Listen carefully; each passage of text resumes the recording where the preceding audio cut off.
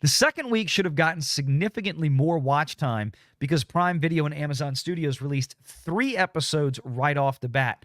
If this is plugging the same kind of numbers as the Acolyte, you got to remember those average Acolyte episodes were like 35 to 40 minutes. This was a full hour.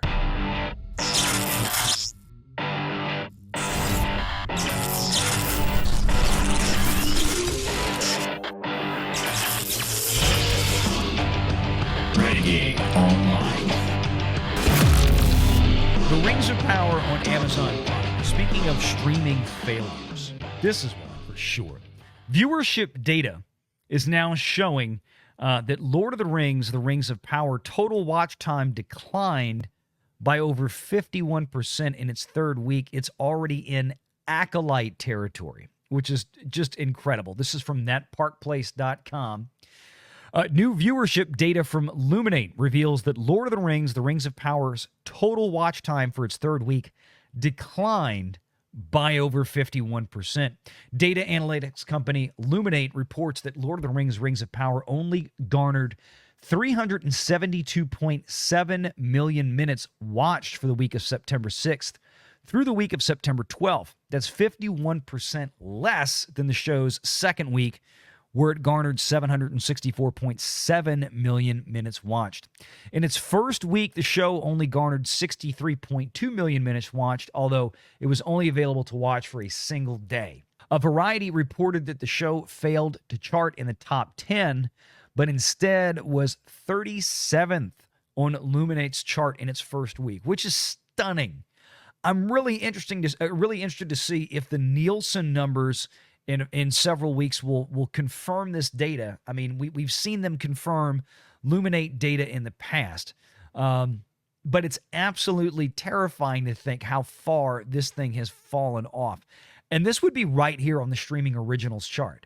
I mean, this is where it has to wind up. It's in the 4th position, 372 million minutes watched. Now, as far as the runtime, they get to this next, and this is what's important. The second week should have gotten significantly more watch time because Prime Video and Amazon Studios released 3 episodes right off the bat. Had a total runtime of 204 minutes. The 4th episode that came out in this week had a runtime of 65 minutes. The 5th episode, 61 minutes. Now, I want to give you an idea, just right there, how bad this is.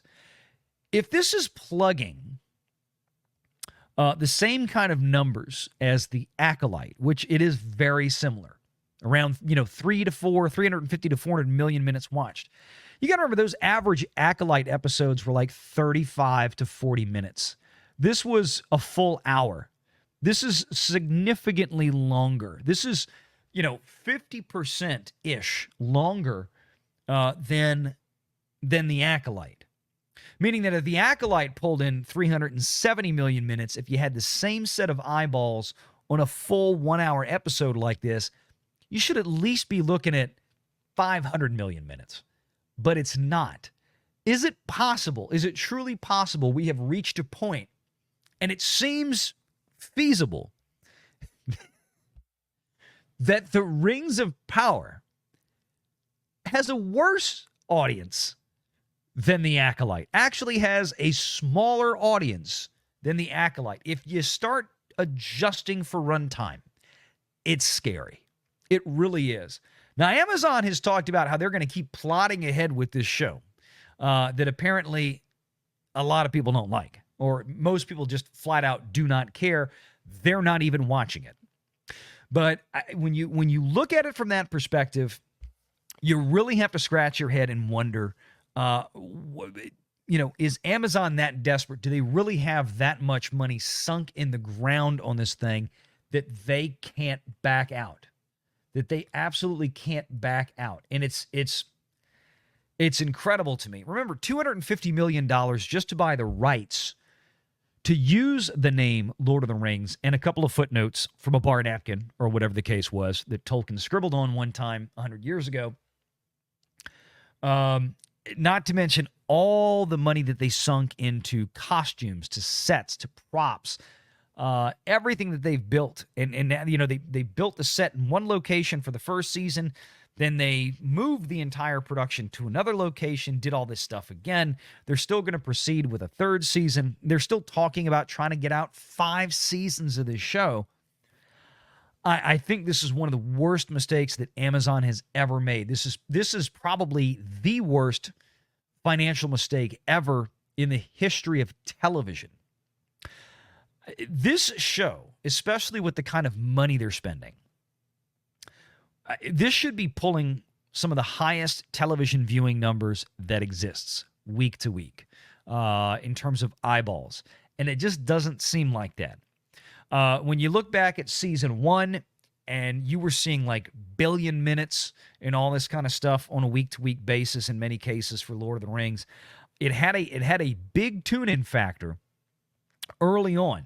But most people didn't stick around to watch to the end of the show because it wasn't that good. And people either tuned in out of curiosity, they tuned in because they were Lord of the Rings fans, many of whom then got disappointed, roughly half of them or 2/3 of them, I can't remember what it was. Most people that started the show didn't finish the first season because it just lost them.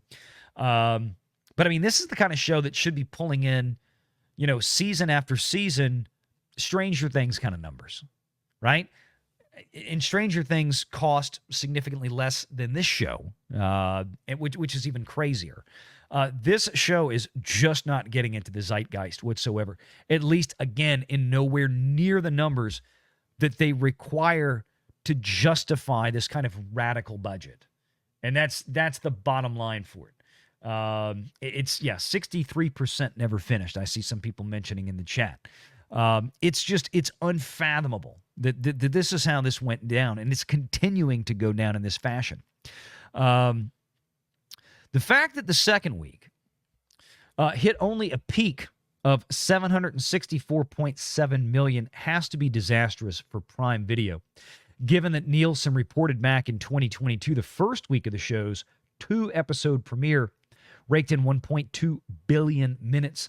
The first 2 episodes only had a runtime of 132 minutes. So again, the premiere of season 2, 204 minutes, right?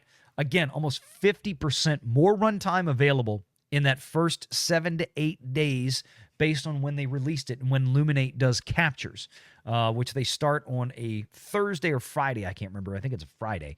So they would have captured a little bit of that first weekend. But point is that even with more available runtime, it's not getting the traction they hoped. And I think Amazon knew this going in. And I think that's why they added the 3rd episode. They added the 3rd episode to pad the available runtime for the premiere, to run up the numbers in places like Luminate and Nielsen, because they must have clearly had some kind of indication that this was not going to go their way. Look at HBO Max right now. Look at what they did with House of the Dragon, right? 1 episode per week. That's it. They didn't change for season 2, right? As far as I remember, we got 1 episode each and every week. They did that consistently. It was appointment viewing, and mostly because, first of all, obviously it's premiering still primarily on a broadcast network or a linear delivered network, which is HBO over cable. It's not a streaming show. It's not an HBO Max show. It's an HBO show. So that's part of it. But they didn't change the dynamic. They went with 1 episode per week because they knew, okay, we're not going to have as many people tune in for the first episode of season 2 as season 1, but it wasn't this. I think it was something like 19 or 20% lower than the premiere of season 1. But that audience built in season 2 week over week. They kept up pretty well. They got through to the end. I know people were a little bit more disappointed in the end. They wanted a little bit more before the season break, but they were overall pretty satisfied. And again, that show probably cost half of what they're spending for Rings of Power. So this is just bad news for Amazon all the way around. But understand that Amazon, unlike a lot of these other places like HBO Max, Amazon, unlike Disney Plus, they've got capital to burn. Not that they want to, but they've got extra capital to burn. To close this out with Rings of Power here, a couple of things I wanted to bring up, and I posted this on Twitter when this came out last week. 902,000 U.S. households, according to Samba, tuned in for the premiere over the first 5 days. 2 years ago, and I brought up Samba's own tweet from 2 years ago, it was double that. It was 1.8 million tuned in to the series premiere of Rings of Power over the first 4 days. So, I mean, this is a sharp decline. Everybody is measuring, and here it is, 1.8 million over the first 4 days. This is a disastrous decline season over season.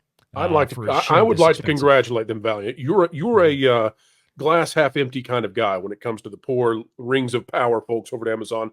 I am utterly stunned that they managed to get more eyes on this than the Acolyte petition to renew season 2. So go for the gold there, Amazon. You've done it. You beat Acolyte petitions on change.org. You did. Well, they beat Acolyte petitions, but like we talked about before, they may actually have a smaller audience than the Acolyte. That's true. But you know what? Yeah. Glass half full. I'm here to help you, Amazon. I'm here to find the win. It's not easy, but there you go. That's the best I've got for you. You beat change.org. Make sure you're subscribed to Valiant Renegade and join us every Sunday at 6 p.m. Eastern for the live show.